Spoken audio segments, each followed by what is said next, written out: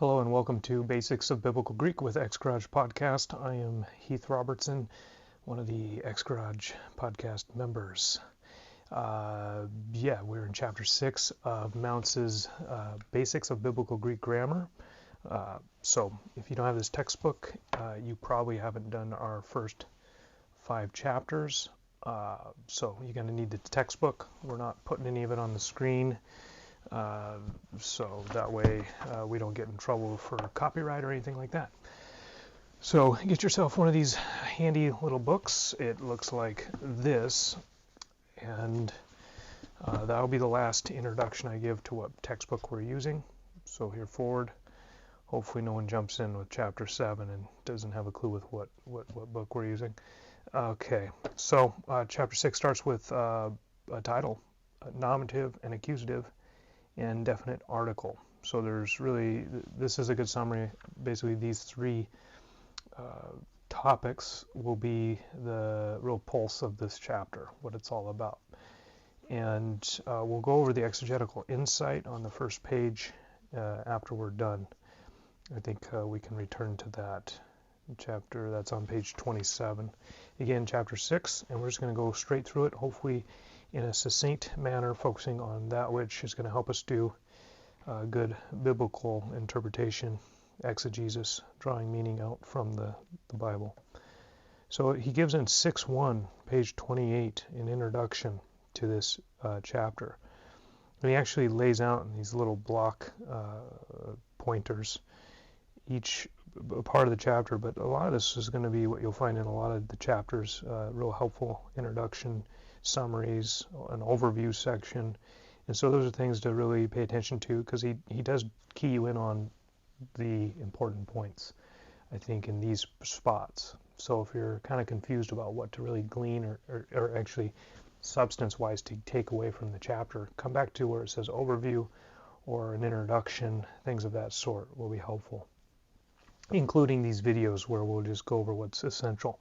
So again, the heart of this chapter is, as he says, nominative and accusative and definite articles. So we're going to go right into 6.2. He says everything you need to know about English grammar in this chapter has been covered in chapter 5. So we went over that in the last video.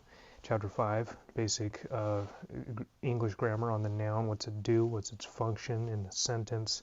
We went over subject, object. We went over how there's inflections. Words can change their form depending on how they're used in a sentence. Those types of things. You can always return back to chapter 5 when needed. So 6.3, it says, starts with, do not memorize the endings in the following illustrations. All I want you to see is how inflection works. So he's going to talk about inflection again. We've already gone over this in chapter 5. And so he's just trying to say again, apostle, which in Greek is apostola. That's it without the ending. So he's showing you apostola without the sigma in the end is the root or stem. It's the stem of the noun, and when you add an ending to it, it gives it a particular function, which he gives the example of apostolos. That sigma on the end will help, and it is the indicator that this apostolos or apostola is functioning as an accusative, a nominative in a sentence. So it's going to act as the subject. The nominative is the subject. I think we're going to get to that in a second.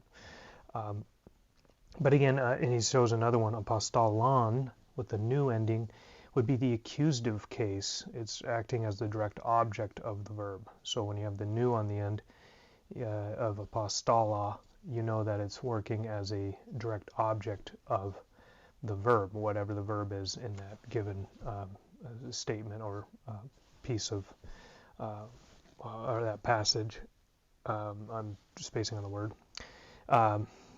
So he gives, again, the example here is ha apostolos pempe ton apostolon. So the apostle sends the apostle.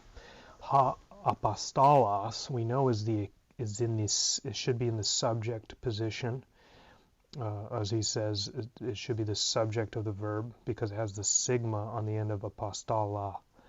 And you'll note when I'm saying apostola, I'm not saying apostolo. I'm using the short pronunciation of the Omicron.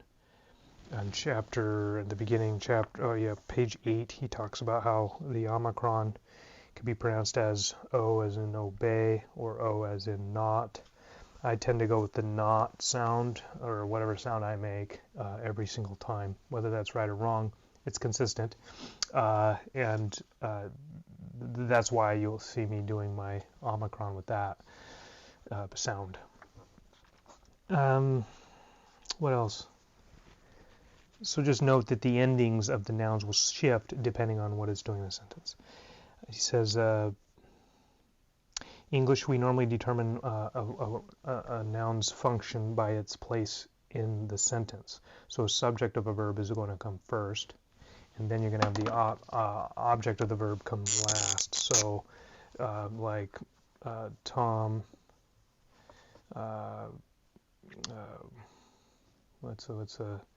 this is Tom hit the ball. I was going to say Tom hit Jim, but I think the last episode, or last chapter 5, I gave another example of Tom hitting someone, or Tim or something, someone hitting someone. So let's try to move away from always having examples of people hitting people. So Tom, we know this is the subject of the verb because it comes first in English. It's first up front. And we know the ball is the object. And it's not just any ball. Tom did not hit a ball. He hit the ball. So that's the definite article, the, and it's qualifying ball, saying it's the ball. He hit the ball. I don't know, maybe I'm watching a game and it was the ball to hit. It was maybe the home run of the game. I don't know. So Tom hit the ball. Tom, subject.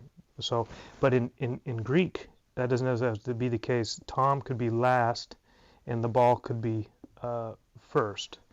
And but you'll still know, even if the ball is first, you'll know that the ball should go as the object because it has the new ending, for example.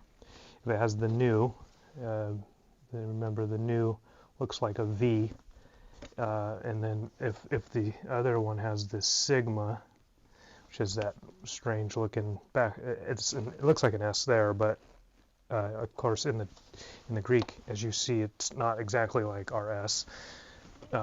So those endings will tell you what the noun is doing in the sentence, even though it's not in the position you would think it would be or should be. So in Greek, it's all about the case endings. The endings determine the noun's use in the sentence, not word order. So he just kind of wants you to know that and get that into your, kind of start working that into your mind, because we're kind of programmed to do otherwise. So stem, he gets to the stem. This is what I mentioned earlier. He gives the example of logos is laga or lago. I don't know. Anyhow, so laga, we have no sigma on the end, and that would be the stem. But you add the sigma, and you've got the nominative form of laga, or it would be logos. So the stem carries the actual meaning of the word, he says. But I mean, yeah, it just helps you see what's the stem is of the word, and then that helps you see the shifts on the endings that will take place are what determines that given word's placement in a sentence. So again, logos would be a nominative singular, and it would be the subject of the verb. He says it is essential that you be able to identify the stem of a word. It is listed in the vocabulary section marked with an asterisk. It's don't be too worried about the word essential. It's essential. Once you learn the endings, the nominative case, the accusative case, later we're going to be learning the genitive and the dative. Once you learn those endings, your mind's going to be, for the most part, sensitive to what the root, or the stem is of a noun. because you're going to know the endings and you just chop those off, you got yourself the stem. Gender. A noun is either masculine, feminine, or neuter. A noun has only one gender and it never varies. He has a footnote. You can check that out. It's about some nouns having both masculine and feminine, but that's nothing to get too concerned about. A word is not always the gender you might expect. We went over this in chapter 5, I think. He gives again these same examples. Apostolos means sinner, is masculine. It does not necessarily mean it's referring to a male. It could be referring to a female in a context. So same thing with hamartia, means sin, and it's a feminine noun, but it doesn't necessarily refer to a female. If someone's going to make those kind of arguments, it has to be drawn from context or something that's built out scripturally. I'm trying to think of an example, like Adam in Hebrew means mankind, person, Adam, the first Adam. So in context, I'm going to know that's referring to a particular Adam versus mankind.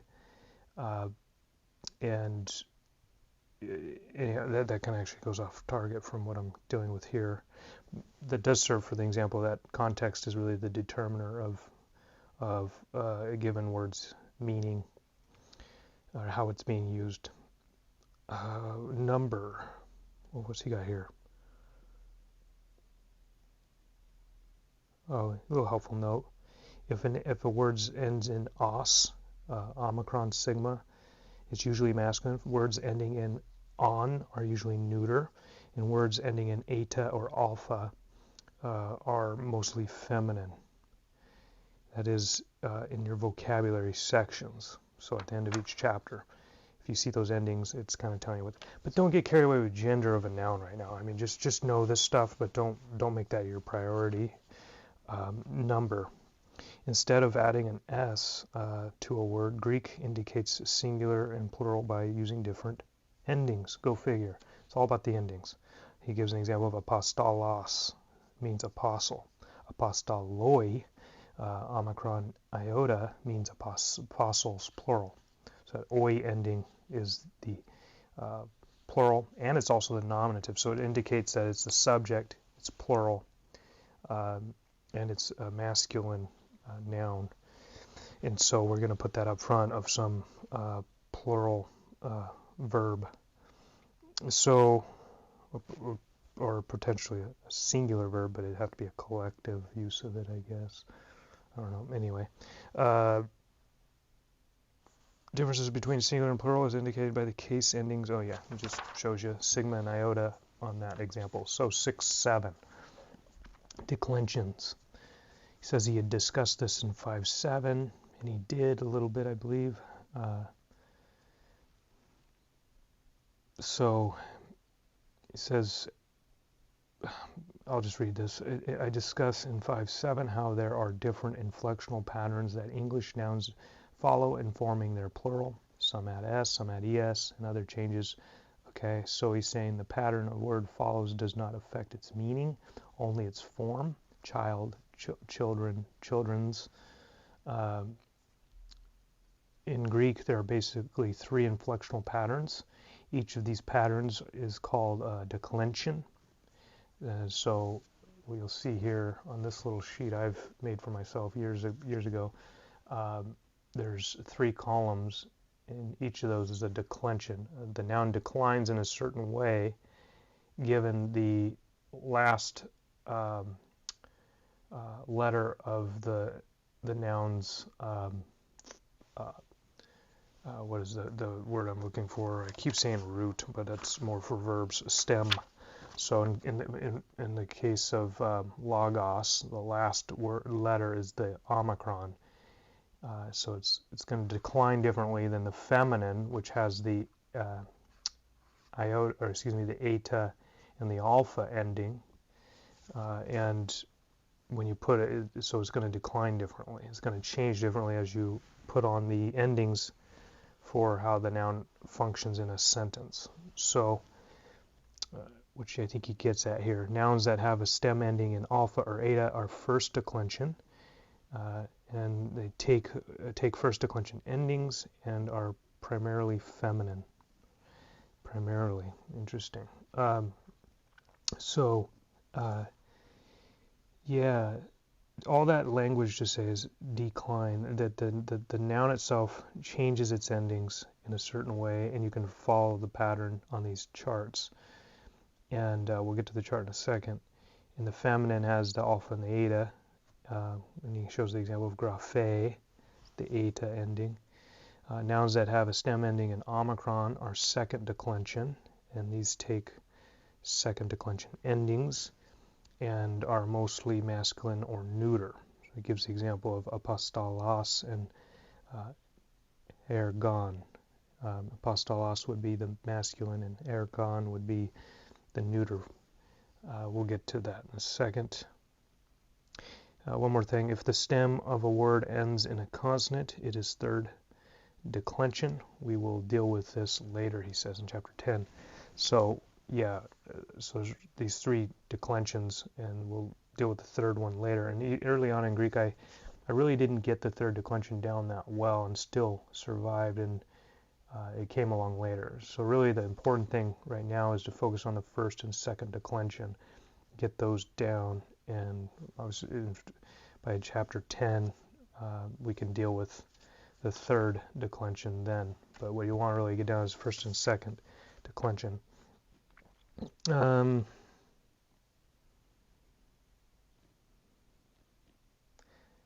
Yeah, he notes that the first declension, again this is the feminine generally, noun, first declension case endings for the subject of the verb is nothing, it doesn't have one.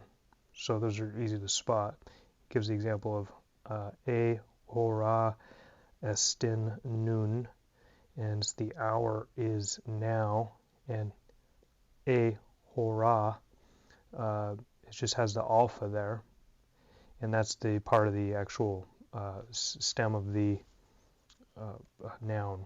So it doesn't have any ending, but that's the form of the subject case for first declension. So it's pretty easy to memorize that, as it doesn't have an ending. It ends with the alpha or an eta.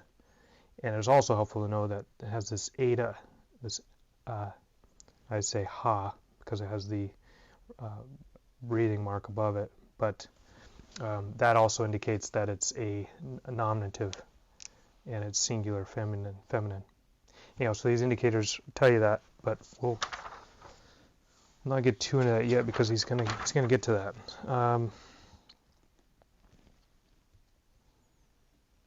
Second declension case endings for the subject end with sigma.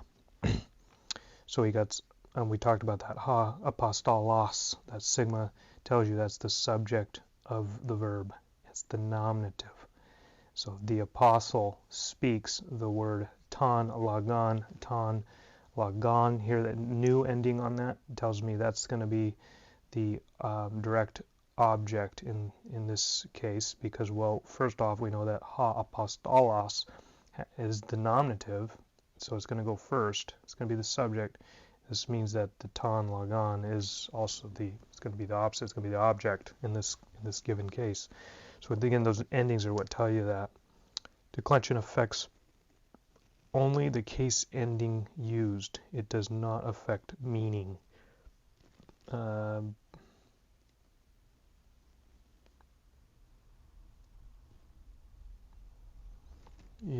So some words in Greek are indeclinable, such as personal names and words borrowed from other languages. He gives the example of Israel or Yisrael. It's not going to change its form. You'll know whether or how it's used in a given sentence by just what was I thinking? I was thinking deduction, but by noting what every other part of speech is doing, you'll be able to clue in on exactly what position an indeclinable noun is taking in a sentence. And if there's any ambiguity or vagueness, that's your job as an interpreter to determine that. But with context, those types of things are settled. So first two cases. Now we're at finding the cases. So that was all about declensions, but he's also mixing in we're touching on case endings as well throughout all of that. All that is really about case endings. So the first one is nominative. And so the primary function of the nominative case is to indicate subject. One of the nominative singular case endings is sigma, as we went over. Ha theos agapa ton cosmon. Ha theos, sigma on the end there, tells us that this one is the nominative, and it goes up front. It's the subject, so God loves ton cosmon, the world. Ton, again, the new ending is what we're going to learn here in 6.9, is the accusative for the masculine, or in singular. It's maybe the better way to put that is it's the second declension accusative form. If you look at the second declension, which is generally a masculine, might even always be a masculine, I don't know, it doesn't really matter at this point, that the ending for the second declension noun is sigma, and it's the masculine, and so it's going to go up. It's going to be the nominative, and then anytime you have the new ending on the second declension, that's going to be in the object position, the accusative position. So he gives the example of Christon agapa ha theos on page 31, 6.9. So you see the Christon, the new ending tells you that's the object, and ha theos, that goes up front. It's the nominative case. It's acting as a subject, receiving the action, or doing the action of the verb, which is loving. So God loves Christ, or the Christ, or a Christ. Probably in this case, God loves the one with all the qualities of the Messiah, which would be his son. Maybe this is a statement of the Father's relationship to this. It's not in the Bible. He's just throwing it in here, I think. So word order. Notice in the example above that you cannot determine whether a word is subject or object by its order in the sentence as you do in English. The only way to determine the subject or direct object of a Greek verb is by its case endings, and he said this several times. I think this is how you know it's important. It's said over and over, is that it's all about case endings. Will tell you what that noun is doing in the sentence, not word order. So in Greek, the ending sigma shows you that the word is in the nominative case and therefore the subject. And so he gives some various examples of all these different word orders, and yet they all mean the same thing. So the first one he gives is theos, agapa, ton, cosmon. Well, we know that ton, cosmon, it's got the new ending. It's got the omicron next to it. So we're looking at a masculine second declension noun. And it's got the new, so we know it's going to be the accusative. Another thing that's helpful is it's got ton in front of it. Tau, omicron, new. That's called the article. It's the definite article, means the.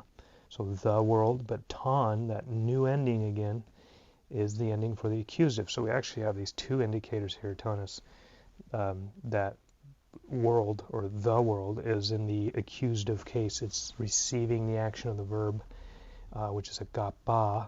We'll learn about verbs later. So that leaves us with theos, and it's got that sigma ending, so we know that's in the nominative. We know that's the one doing the action of the verb. God loves the world. Now the next one, we have this layout of agapa, ton, cosmon, theos. Now theos comes last, but notice again, it's theos. It has the sigma. So it's still the subject. So even though it comes last, agapa comes first, it's still translated, God loves the world. This might be done for the case, for emphasis. So why would he put the verb up front and the noun, the subject last? Maybe he's wanting to notice that the author wants us to know that the emphasis is on love, for the world, for a people from all the world, or maybe it is the whole world, or context will determine what the world stands for. Maybe it is the trees and creatures. I'm sure. Well, yeah. Anyway, depending on what you're reading in Greek, I was thinking of the Gospel of John, which the world generally in this context deals with people, and you can make your determination on what people the world refers to. Or I'm tired. It's like almost 9 p.m. here in Scotland, and I've been studying all day. That's always going to be my excuse in these videos. I don't do any prep work for these, so I basically just jump into the chapter, if you can't tell. And then I sit here and laugh at myself as if, yeah, okay. So lexicon and lexical form 611, whereas most people call them dictionaries, scholars call them lexicons. Yeah, note that lexicon is just a scholarly word for dictionaries or dictionary, and lexicon is where you'll find with your Greek grammars or Greek dictionaries, and your Hebrew dictionaries are going to be called lexicons. And I've never really looked into why that is. It's probably nothing that fancy. The form of the word found in the lexicon is called the lexical form. So if you come across that phraseology, lexical form, it's referring to the form of the word that is placed first for that given word. It'll be placed, for example, apostolos will be in it's the lexical form, and from that it'll list all the various uses of apostolos in the New Testament, or it should if it's a lexicon. Some are abridged or short form, and they don't have all the usages, but some I think do. Anyhow, what about that? Your vocabulary words are given in their lexical forms. That's helpful. So the forms you learn your vocab in will be like as you see them say in a lexicon. So it's important that you get used to that, so that way when you go to use the lexicons, you're already thinking. You can have the ability to navigate a lexicon quite easily and readily. It's another reason why it's helpful to remember the alphabet. So when you're looking at the lexicon, you're kind of a general feel where, okay, I'm looking for a new. You can kind of just go find it quicker. Form, so case endings. Form 612. The following chart is called a paradigm. This is what I was thinking in my head as a declension. I kept thinking declension but paradigm is what I meant. So a paradigm is actually this chart here. But that doesn't still negate that this second declension, all this right here is second declension, first declension, and this is a second declension as well. Again, second declension has the omicron ending, and so they decline, have these similar ways of declining, whereas the feminine, this first declension, has a different way of declining. That's just a general way to say it. I'm sure there's probably some technicalities there, but that's of no interest unless you want to get into that. So yeah, those charts he's got now listed here, the second, the first, and the second. Masculine is second and neuter is second. Neuter forms its endings slightly different than the masculine, so that's why they're listed separately. But notice how, so what's he want us to know here? Oh, the dash in the chart just means that in that given particular instance, say feminine singular nominative has a dash there, it means that the feminine doesn't have an ending, an actual case ending, and that would tell you right away that is a nominative singular feminine. If it doesn't have an ending on it, it's got an alpha or what was I thinking? Eta. You know it's first nominative, feminine first. Nominative singular is feminine.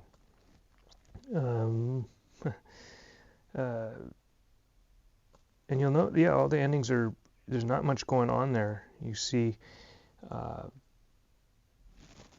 he's got some footnotes there you might go through. Don't get too caught up in morphology, how vowels will kind of come together and form different formations.